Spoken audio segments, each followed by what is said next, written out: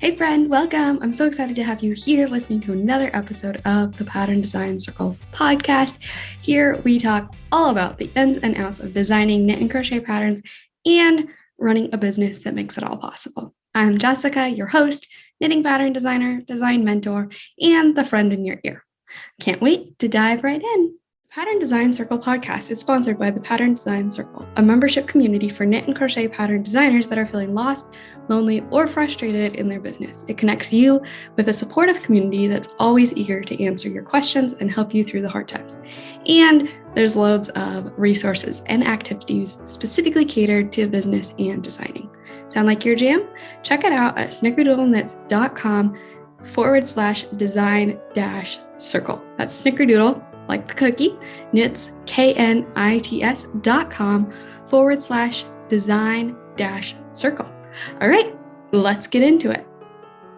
Hello, and welcome back to the Pattern Design Circle podcast for episode 3. Today, we are talking all about spring cleaning for your business. So this one is actually, the last couple of podcast episodes have been catered a little bit more to the beginner designer or for the more advanced designer who is kind of wanting to go back and learn a little bit more about the foundation pieces. This podcast episode is more about the more advanced designer who's feeling a bit overwhelmed. But if you're a new designer, don't hang up yet, because I think these are going to be really important things to keep in mind as you grow and continue in your business. Like, just being aware of these things, I think, is going to be so helpful. And if you actually keep them in mind, like, you maybe won't get as overwhelmed in the future. You can keep things clean and tidy a little bit easier because you have these things in mind. All right, so let's go ahead and get into it. These are 5 things to spring clean in your business. Number 1, and clean your email list. So if you have an email list and if you've been building it for a while, more than likely you have some folks that aren't actually paying attention to your emails. So there's several different reasons for this. They maybe no longer are really that into knitting and crocheting, and so they're not actually like reading knit and crochet emails, or it could be that they signed up for a freebie and they're not actually interested in purchasing from you or hearing from you. Whatever the reason is, we tend to get these folks on our email list that aren't actually paying attention to what we're writing. And, if you look into my email, my personal emails, there are so many things I have signed up for in the past that I'll just delete as soon as I see them. Sometimes I go in and unsubscribe, but a lot of times I don't, and so I just keep getting them and I just keep deleting them and wondering kind of why I bother.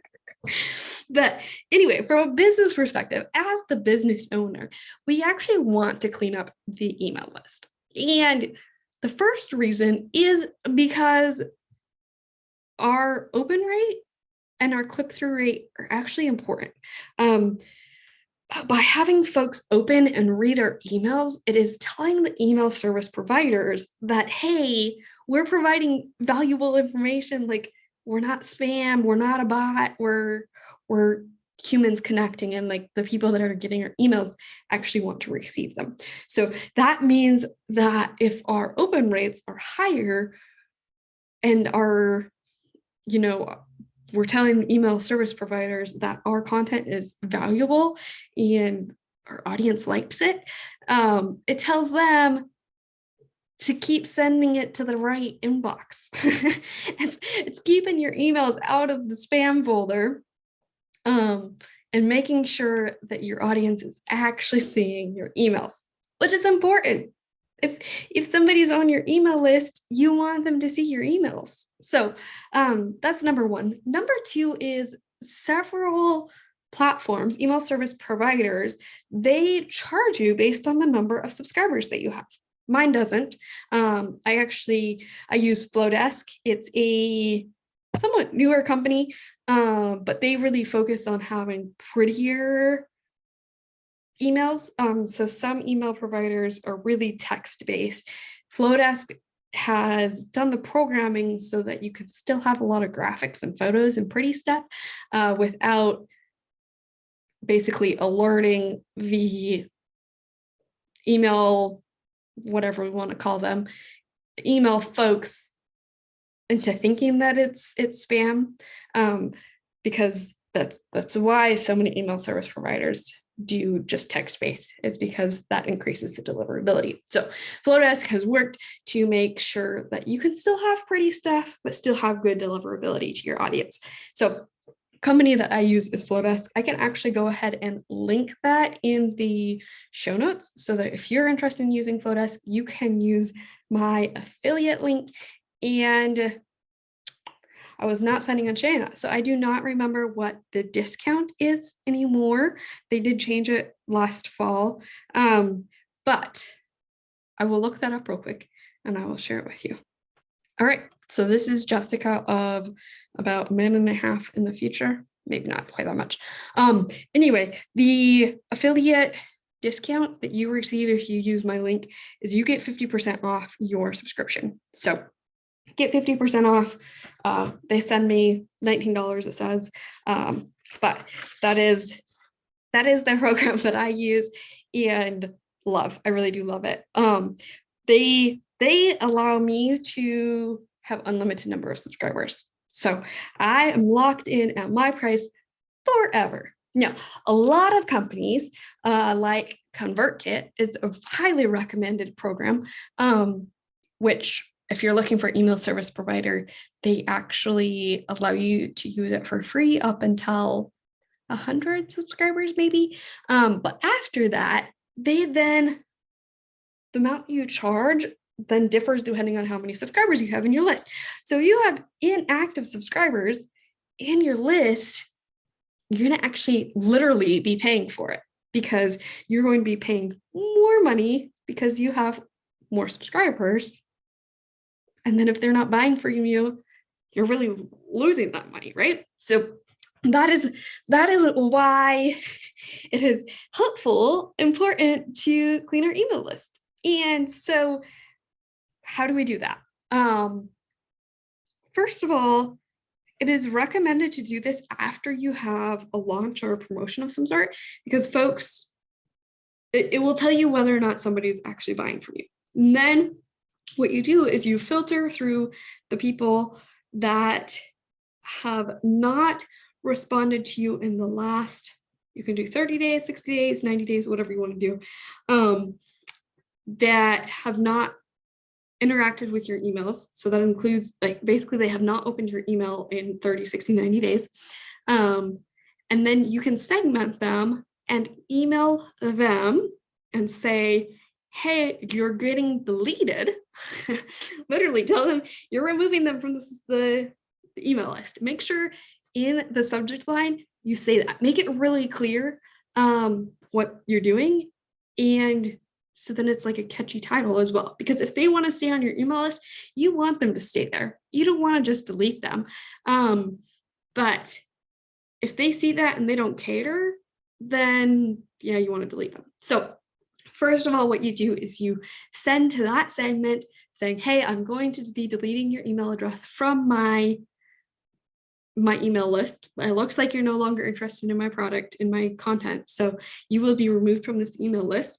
And then, open this email if you want to stay on the email list. So then you can then track who opened the email list, who opened the email, and who did not open the email.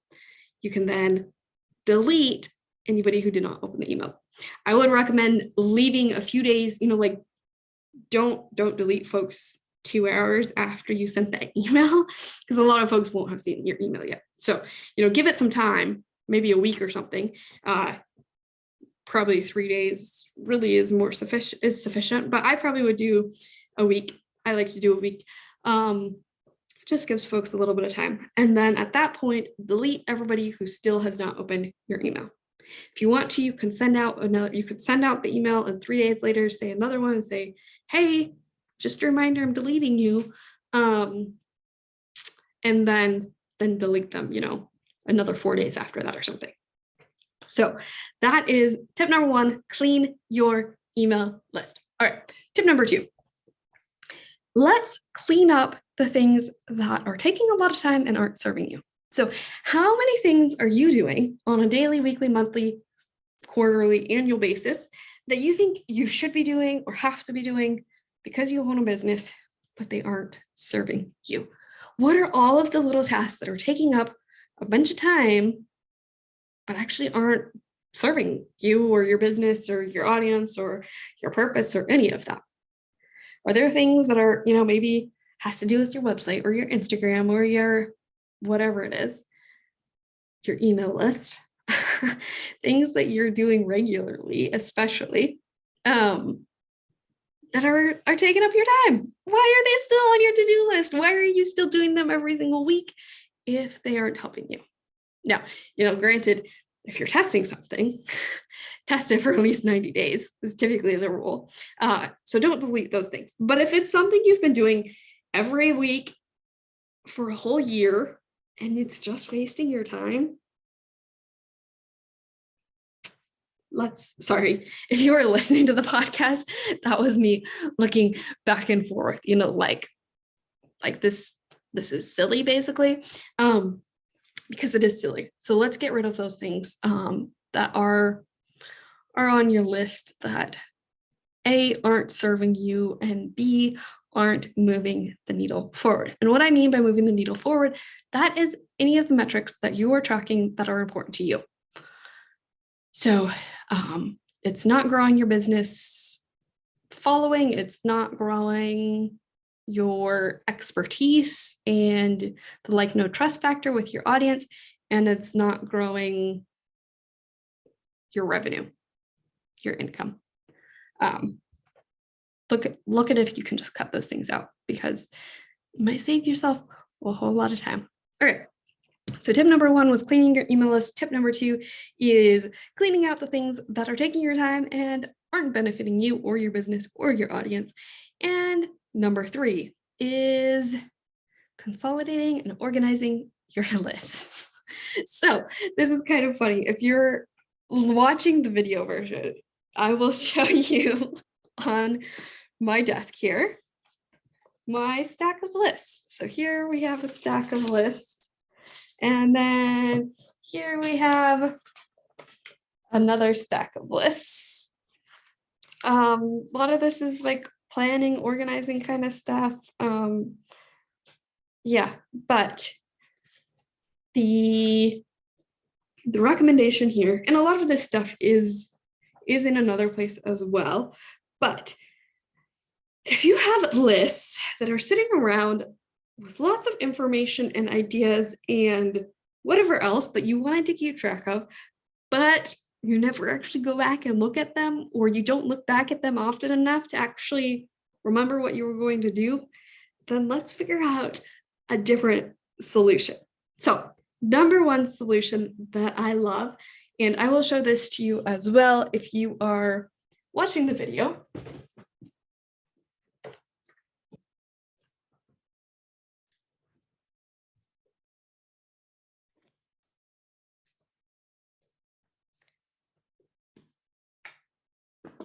It is organizing your ideas onto note cards. So each idea gets its own note card. And then on the back of the note card, you can give all of the information that you have around that idea. So if you have all of these ideas for your idea, basically, like let's say you have a design idea. It is to create a lacy shawl, and you want to create it in a hot pink mohair from Neighborhood Fiber Co. And you want to use this leafy motif from your Stitch Dictionary on page 348. And you really want to do a knit along with XYZ in the month of March 2023. All right, so you have all of those ideas. This isn't a design that you're actually working on right now, but you want to save those ideas. So put the idea, however you want to label it, on the note card. Maybe it's lacy pink mohair shawl. And then on the back, put all of those adjacent ideas, things that you want to remember for it. All right, so now we have a note card for each idea. We have all of the supplemental information on the back of the note card. And then we can organize those. So you can organize it however you want to, and you can always change the organization of it.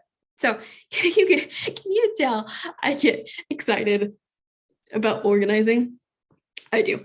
Okay, so you can then organize them. So you can organize them by design ideas, by content ideas, like say social media ideas, by blog ideas, by business ideas in general, collaboration ideas. You can categorize them that way. Or you can categorize them by timeline. So you can say, I want to work on this idea in June. I want to work on this idea in July. I want to work on this idea in August, and so on and so forth. So then you would then have your ideas organized by date, so that when you take them out, the front card is the idea you want to work on first and go through chronologically through your cards. So then you don't have to worry about going through all of your lists of ideas to remember what you want to do next. All right, so that's one way to organize your lists and all of your ideas, is through the note cards, and then you can store it in whatever kind of container you want to store it. You can even store it with just a rubber band if you want to. I have a box that I have it stored in. Something I really love about that way of organizing ideas is that when I'm doing an overall planning session, say quarterly or yearly, especially yearly, I can lay out all of those ideas on the floor and I can move them around.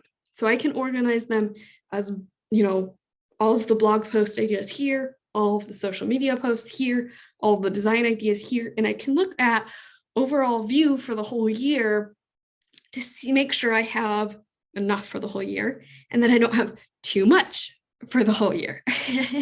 And then I can reorganize them again to be chronological order, so that it's in the order that I want them as I'm going through the year.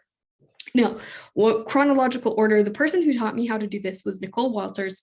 She's a phenomenal business owner. But she recommended doing, I think like the first divider is 1 week, the next divider is 2 weeks, the next divider is 1 month, and then 2 months, 3 months, and then 6 to 9 months, and then 9 months and beyond. So the idea there is that you don't have to say, oh, I'm going to work on this blog post, and then I'm going to work on this social media post, and then I'm going to work on this design. Instead, you're like, all right, in this week, I want to work on these things. And then in this month, I want to work on these things. And then as you get closer, of course, certain things funnel into week 1 versus week 2 and things like that. But that also can make it easy to look at the next couple of weeks instead of looking at the whole quarter or year or something like that. Okay, so that is the note cards. I love it. But there are also so many things that I prefer to have digitally that don't work on pen and paper. I'd love to have certain things written out on pen and paper so I can see them very easily, visually, move them around tangibly, see all of that. But for actually getting stuff done, I find it so much easier to have it stored digitally with a date to it, with dates to all of the subcategories for all the little things I need to get done before the full thing is finished. So for example, for a design, first of all, I have to reach out to the yarn dyer for yarn support. Second of all, I need to swatch. Third of all, I need to knit the sample. Fourth of all, I need to test knit it, and so on and so forth. So I have deadlines for all of those things so that I keep myself on track for the release date that I have planned. And I like to keep track of all of that digitally. The other reason I like keeping track of certain things like that digitally is if plans change, it's easier to change it all digitally instead of like trying to then remember how much time I needed for each item, and then reorganizing it in the note cards, or like in the planner. Then like if I no longer use a physical planner, but used to have to erase every item and then rewrite it where it belonged instead. I just find it so much easier now to use that, do all of that digitally. And then I can see that stuff as a list, or I can see it as a calendar, or I can see it as this is what's due today, or, there's so many different ways you can view it digitally as well. So what do we use for programs then? Trello is a really common one. I have never used. I tried the trial for like 3 little things that I put in and I didn't like it. But I used to use Asana. It worked really well. I kind of started to outgrow that. And now I use ClickUp. So those are a couple different programs, completely free. I mean, you can get upgrades, but I have used them completely free. Really love them. At some point, I will be doing a ClickUp tutorial to show folks inside of the Design Circle exactly how I'm using it. So if you're a Design Circle member, you will see that. If you want to be a Design Circle member, you can join us at snickerdoodleknits.com/design-circle. Doors are currently open for the whole month of April because we have a design along. And if you want to join, I want you to be able to join us. Okay, now let's get into tip number 4. So tip number 1 was clean your email list. Tip number 2 was cleaning up the things that are taking up time and aren't serving you or your business or your audience. And tip number 3 was organizing all of those lists. Now, tip number 4, you are going to hear me talk about your why over and over and over and over and over again. So tip number 4 is to refer back to your why. Let's clean it up, polish it off, dust it off, take it out of the corner, and bring it back front and center of your business. Now, if you watched episode 1, you remember, I believe that your why, your purpose, is a pillar of your business and is extremely important. I still think that. I probably will for a long time because I talk about it all the time. So, yes, I want you to take your why out of wherever you shoved it into the corner on a shelf where it's collecting dust. I want you to take it off, dust it off, polish it up, and remember why. Why are you running a business? Why are you designing knitting patterns? Why are you showing up on social media? Why are you writing emails? Why are you writing blog posts? Why are you doing all of these things in your business? Especially the things that you're doing on a regular basis. Why? Ask yourself why. Go ahead and reflect on those things, journal on those things, and be honest with yourself. Because this is important if you want to be doing what you love, if you want to be doing what you're passionate about, if you want to feel fulfilled in your business, you have to be following your why. You won't feel fulfilled otherwise. All right, so go ahead, think about your why again, take it away from wherever you had shoved it away, and bring it out front and center. If you need to, write it and put it up on your wall, put a sticky note on your computer, put it on your mirror, whatever you need to do to remind you of this if you find that you're forgetting it. Because as I talked about in episode number 1,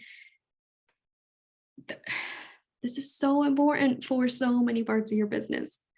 Is what should be motivating you. It should be what is guiding you in all of the decisions that you're making so that you know that you are actually leading a business that you love, that you're creating the life that you love, that you're doing the work that you love.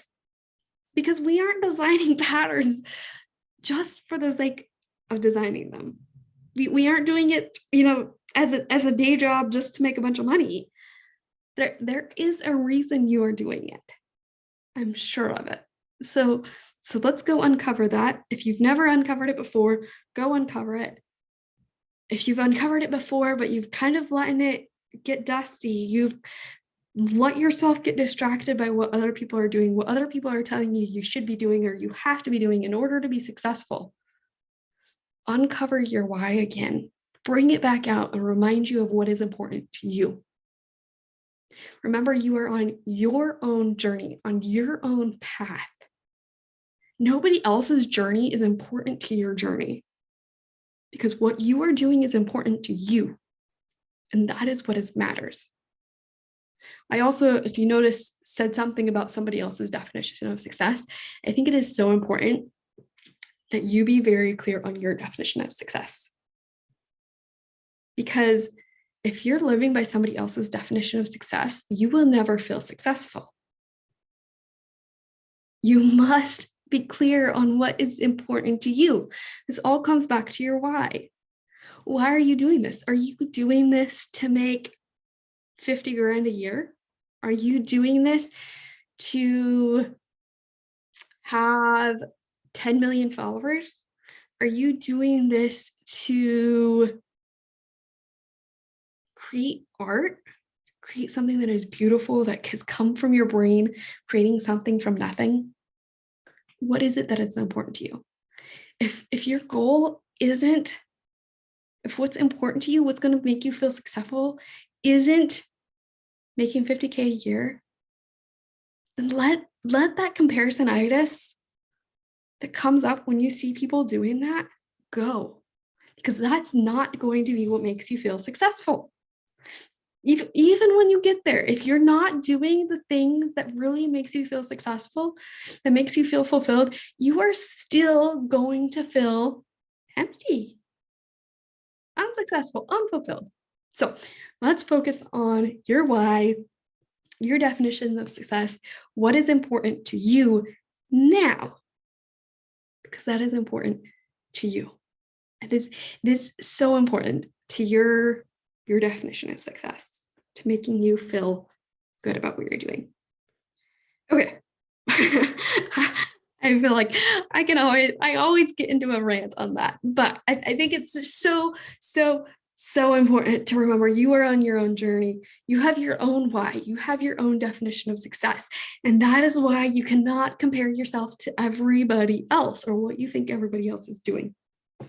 Because frankly, it's not going to work for you if that's not what you're excited about. Okay, I said this rant was over, so let's go into tip number 5. Again, tip number 1 was to clean your email list. Tip number 2 was to clean out the things that are stealing your time, but not actually benefiting you, your business, or your audience. Tip number 3 was organizing all of those lists. Tip number 4 was to remember what is important to you and your why, to pull that out of the corner, polish it off, dust it off, polish it up, and set it front and center in your room, your figurative room of your business, again, so that it is sole importance to you again. Okay, tip number 5 now is to clean up all of your ideas and your goals. It's so that you're doing the things that are actually important to you. If you're anything like me, you have a bazillion ideas, a bazillion goals, a bazillion different things you think you should be doing and want to be doing and have to be doing, and all of the things. It can be your email list. It can be growing it can be emailing your email list. It can be growing your email list. It can be writing blogs. It can be writing Instagram posts. It can be designing 10 things. It can be all of the other ideas that I have in my head, like the design circle and like the Dire designer meetup that I'm scheduling, and like there's a bazillion different ideas in there, right? So we can't do all of the things. I've tried. It doesn't work.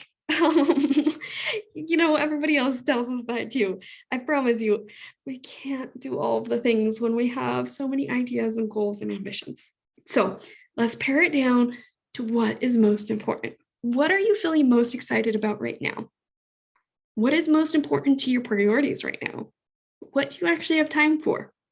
So let's go back through all of that lists or note cards or ClickUp or whatever you're using for all of your ideas and pick out 3 that are most important to focus on right now. Because, when we focus on something, it makes life so much easier. I'm speaking from experience. Like, I promise you, I'm speaking from experience. I have tried to do so many things at the same time.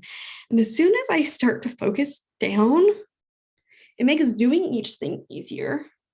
It means I get those things done quicker. And it makes it a lot easier for my customers, for my audience.